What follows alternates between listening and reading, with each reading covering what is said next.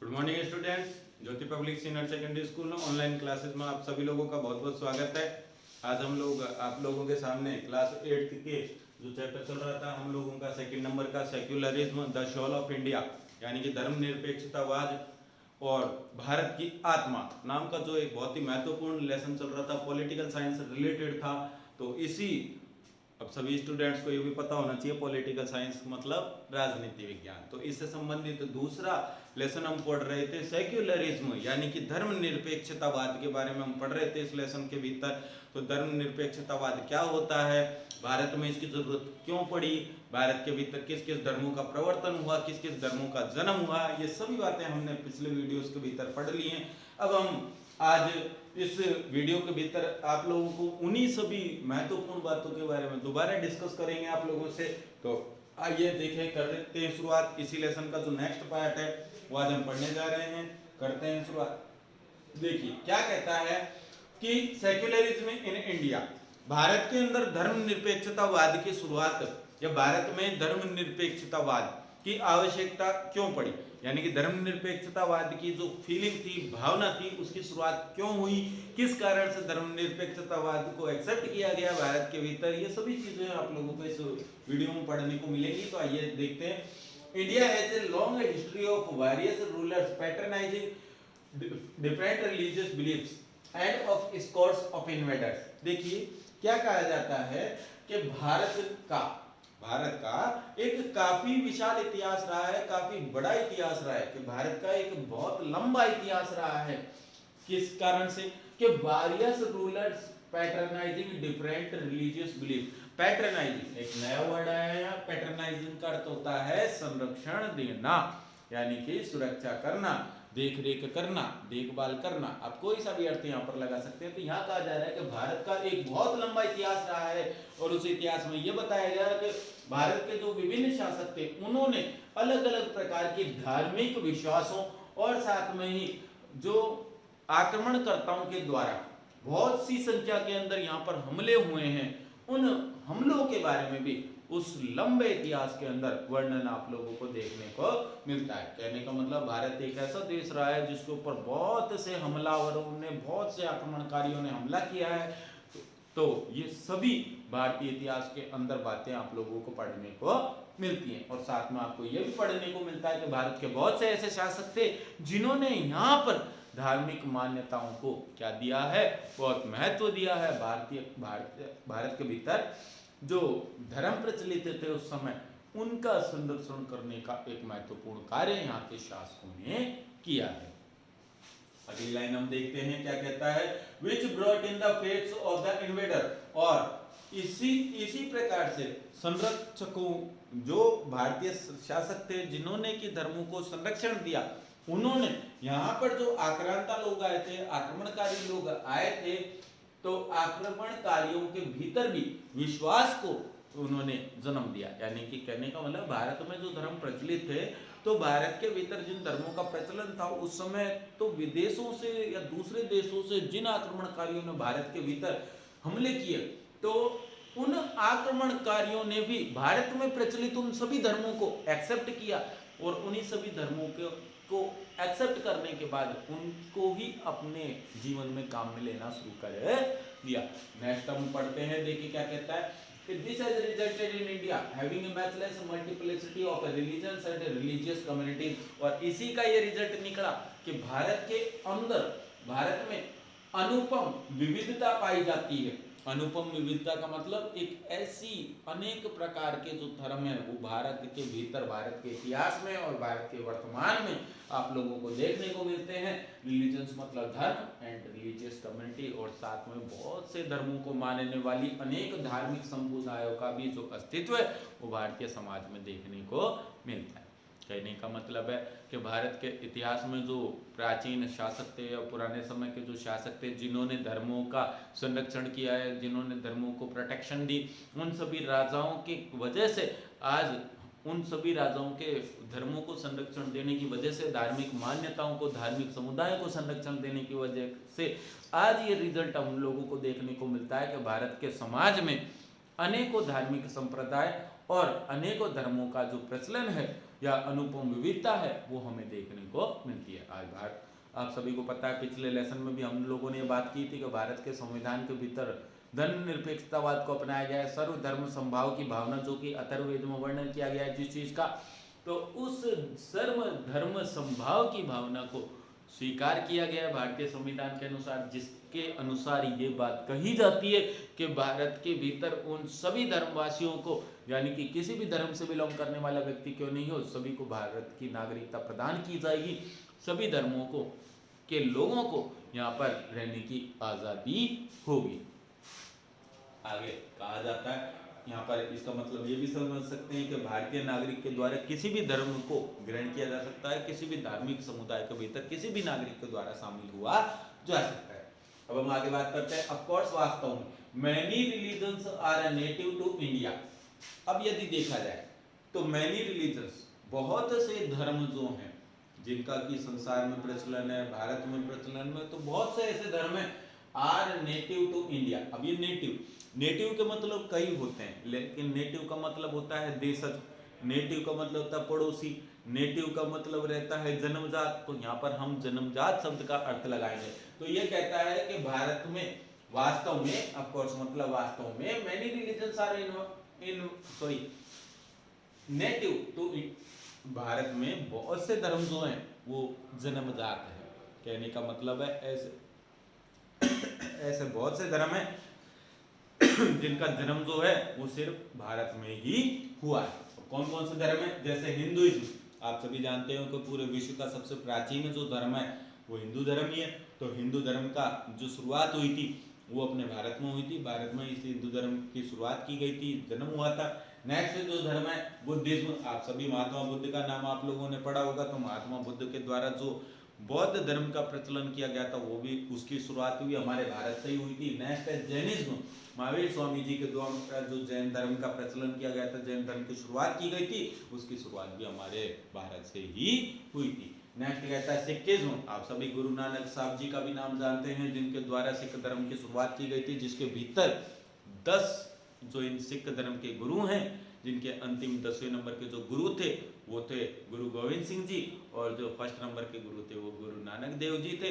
तो इस प्रकार से करके 10 गुरुओं को मानने वाले या 10 गुरुओं की अपने आराध्य के रूप में पूजा करने वाले सिख धर्म की शुरुआत भी हमारे भारतीय समाज के भीतर हुई थी, भारत के भीतर ही हुई। तो ये 4 प्रमुख धर्म है। बड़ा ही महत्वपूर्ण प्रश्न है कि कौन से 4 धर्म है जिनका जन्म भारत में हुआ। तो ये सभी 4 धर्मों के नाम आपको याद रखने हैं, हिंदू धर्म, जैन धर्म, बौद्ध धर्म और सिख धर्म।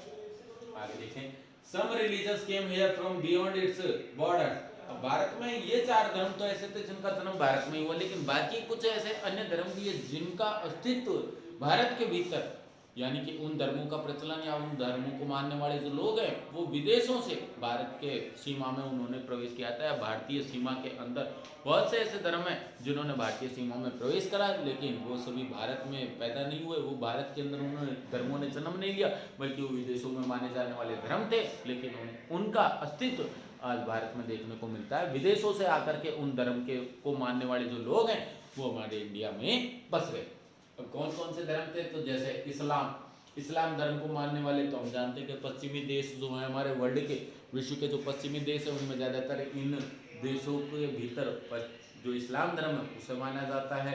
तो इस्लाम धर्म का प्रवर्तन, इस्लाम धर्म का जो अस्तित्व था वो विदेशों में था, लेकिन इसका भारत में भी प्रचलन हो गया। फिर उसके बाद में क्रिश्चियनिटी, ईसाई धर्म जो था, तो इसका भी जो प्रचलन था वो विदेशों में था, लेकिन इसका भी अस्तित्व आज भारत में पाया जाता। और सबसे लास्ट में ज़ोरेस्ट्रियनिज्म का मतलब होता है एक जरथुस्ट्र नाम के एक बहुत ही फेमस व्यक्ति पैदा हुए थे, जिनके द्वारा फारसी धर्म की शुरुआत की गई थी। तो उसका भी प्रचलन, उसका भी अस्तित्व आज भारत के भीतर देखने को मिलता है। अब देखते हैं, but it was much later in the 18th century, लेकिन यह जो समय था, अब जिस समय की बात करने जा रहे हैं 18वीं शताब्दी का बहुत बाद का समय था, जब the British East India Company began to gain complete control over India, कि जब ब्रिटिश ईस्ट इंडिया कंपनी ने भारत के ऊपर पूरी तरीके से नियंत्रण करना शुरू कर दिया था, तब इन सभी धर्मों का प्रचलन भारत के भीतर हुआ। आगे कहता है, कि that the concept of secularism begin to impact the Indian mind, कि तब से ही इस धर्म निरपेक्षतावाद की जो अवधारणा थी, भावना थी, उसने भारतीय मनुष्य के या भारतीय मस्तिष्क के या भारतीय लोगों के मस्तिष्क को प्रभावित करना शुरू कर दिया। कहने का मतलब है कि जब अंग्रेजों के जमाने में ईसाई धर्म का प्रचलन स्टार्ट हुआ तो उस समय भारतीय मनुष्य जो थे उनके दिमाग के ऊपर इस धर्मनिरपेक्षतावाद की जो भावना थी उसने प्रभाव डालना शुरू कर दिया। Until then, जब तक कि religion was considered inseparable from social and political life, तो यहाँ कहा जाता है तब तक कि जो धर्म था उसे सामाजिक और राजनीतिक जीवन से इनसेपरेबल, अपृथक माना जाता था। कंसिडर्ड का अर्थ होता माना जाना। तो यहाँ कहा गया है कि तब तक धर्म को क्या करा जाता था कि सामाजिक और राजनीतिक जीवन से अलग समझा जाता था। अब हम बात करते हैं, अब ये जो धर्मनिरपेक्षतावाद शब्द था, धर्मनिरपेक्ष शब्द था, इसका अस्तित्व या इसकी उत्पत्ति या इस शब्द का प्रयोग भारतीय संविधान में भी किया गया है। कब पहली बार इसका प्रयोग किया गया धर्मनिरपेक्ष शब्द का भारतीय संविधान में, इसके बारे में यहाँ बताया गया है। तो देखें, the original text of preamble as adopted by the constituent assembly. अब हम सब जानते हैं कि कॉन्स्टिट्यूएंट असेंबली जो थी, जब संविधान प्रारूप समिति का निर्माण किया गया था, संविधान सभा का निर्माण किया गया था, तो उसके द्वारा एज अडॉप्टेड स्वीकार की गई प्रेमबल। प्रेमबल का मतलब आपको पिछले वीडियो में और पिछले लेसन में बताया था, प्रस्तावना, कि भारतीय संविधान की प्रस्तावना को जब पहली बार ओरिजिनल टेक्स्ट मूल विषय वस्तु के रूप में ग्रहण किया गया था, यानी कि जब पहली बार संविधान बन के तैयार हुआ, जब पहली बार भारतीय संविधान की प्रस्तावना को तैयार किया गया, तो उसके मूल रूप में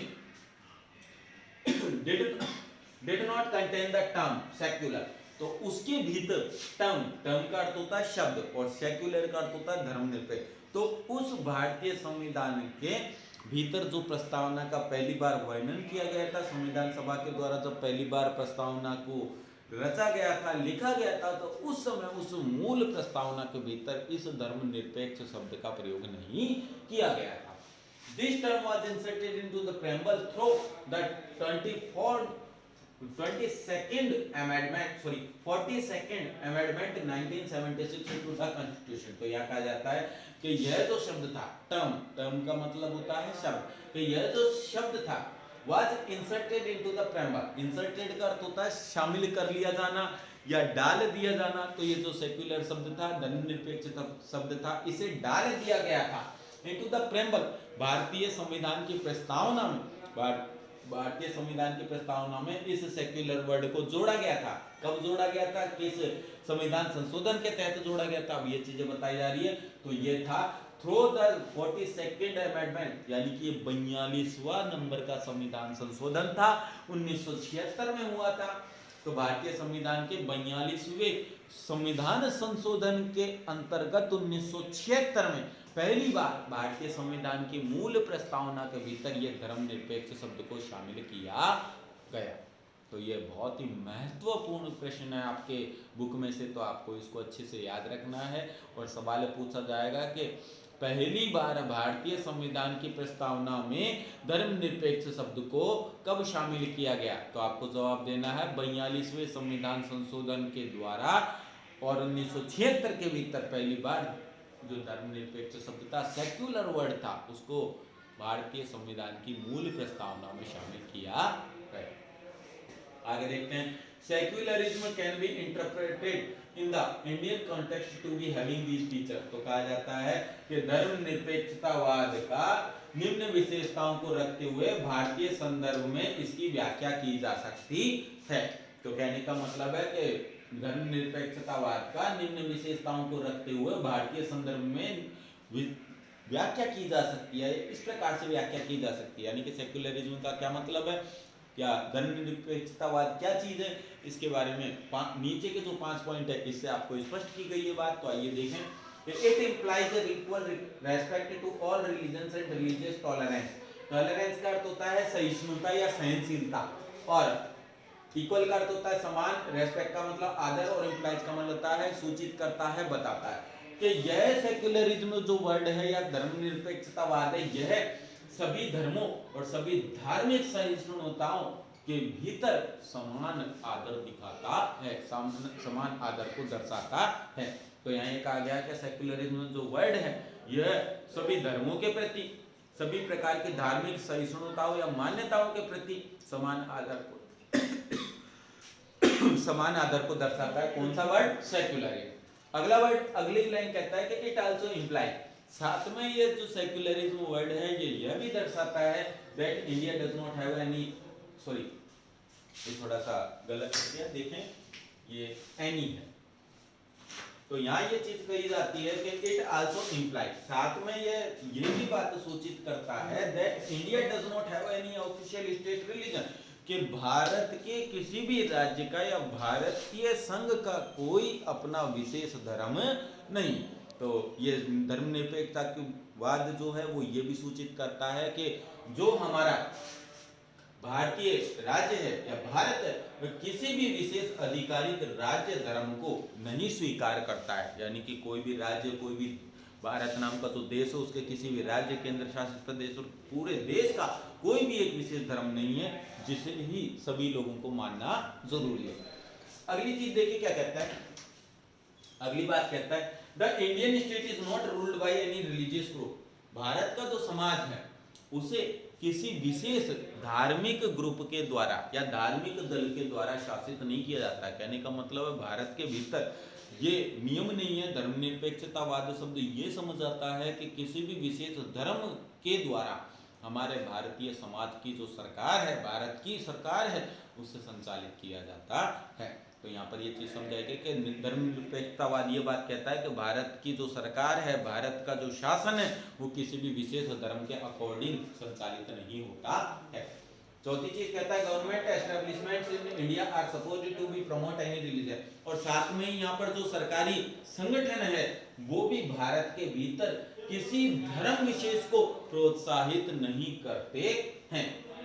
पांचवी जो बात कही गई है, अब आप सभी जानते हैं कि भारत के भीतर आप चाहे कोई से भी किसी भी धर्म को आप क्यों एक्सेप्ट ना करके चलते हो, किसी भी धर्म को क्यों नहीं मानते हो, तो आप अपने धर्म का प्रचार प्रसार करने के लिए, उसकी शिक्षाओं को आगे दूसरों को बांटने के लिए या अपने धर्म का पालन करने के लिए पूरी तरीके से स्वतंत्र हो, किसी प्रकार की कोई बाध्यता आप लोगों के ऊपर नहीं। तो यहाँ कहता है कि people are free to preach, practice and propagate religious to of their choice. तो कहता है कि जो लोग हैं वो अपने धर्मों का प्रीच, उपदेश देने के लिए, शिक्षा प्रदान करने के लिए, लोगों को समझाने के लिए, लोगों को बताने के लिए, प्रैक्टिस काम में लेने के लिए, प्रोपेगेट का मतलब होता है प्रचार प्रसार करने के लिए, रिलीजन्स धर्मों को ऑफ देयर चॉइस अपनी पसंद के अनुसार, यानी कि भारत में हर व्यक्ति अपनी पसंद के अनुसार अपने धर्मों का प्रचार प्रसार करने के लिए, अपने धर्म को काम में लेने के लिए, अपने धर्म को अच्छी तरीके से पालन करने के लिए, और साथ में अपने धर्म के भीतर जो वर्णित शिक्षाएं हैं उनको अन्य लोगों को बताने के लिए पूरी तरीके से स्वतंत्र है, किसी प्रकार की कोई बाध्यता नहीं। अगली लाइन में कहता है कि they are free to exit from one religion and embrace another, साथ में भारतीय लोगों को ये भी स्वतंत्रता दी गई है, स्वतंत्रता का ये अधिकार प्रदान किया गया, मौलिक अधिकार दिया गया है एक भारतीय व्यक्ति को, भारतीय नागरिक को, कि they are free to exit from one religion, कि एक धर्म से वे कभी भी किसी भी समय जब उनका मन करे अपनी स्वेच्छा से वे एक धर्म को छोड़ सकते हैं, एक धर्म के नियमों को मानना बंद कर सकते हैं, एंड एम्ब्रेस अनदर, और दूसरे को या दूसरे धर्म को एक्सेप्ट कर सकते हैं, दूसरे धर्म की शुरुआत कर सकते हैं, दूसरे धर्म का पालन करना शुरू कर सकते हैं। तो इस प्रकार से हमने देखा कि सेक्युलरिज्म इन इंडिया, भारत में जो धर्मनिरपेक्षतावाद था उसकी शुरुआत कैसे हुई, किन किन धर्मों का भारत में जन्म हुआ, विदेशों से कौन कौन से धर्म तो जो भारत के अस्तित्व में समाज के अंदर शुरू हुए, ये सभी बातें हम लोगों ने यहाँ पे पढ़ी। और साथ में हमने ये भी देखा कि ईसाई मत जो था, ईसाई धर्म जो था वो ब्रिटिश ईस्ट इंडिया कंपनी के बाद 18वीं शताब्दी के बाद में ज़्यादा प्रचलन में आने लगा भारत के भीतर। फिर हमने ये जाना कि भारतीय समय तान सभा निर्मात्री सभा जो थी या भारतीय संविधान प्रारूप समिति थी उसके द्वारा जो प्रस्तावना तैयार की गई थी तो उसमें पहली बार इस सेक्युलर वर्ड को कब शामिल किया गया था। तो इसके लिए हमने बताया था कि 42वां संविधान संशोधन जो हुआ था 1976 में, उसके तहत पहली बार इस धर्मनिरपेक्ष शब्द को, सेक्युलर वर्ड को भारतीय संविधान की प्रस्तावना में शामिल किया गया था।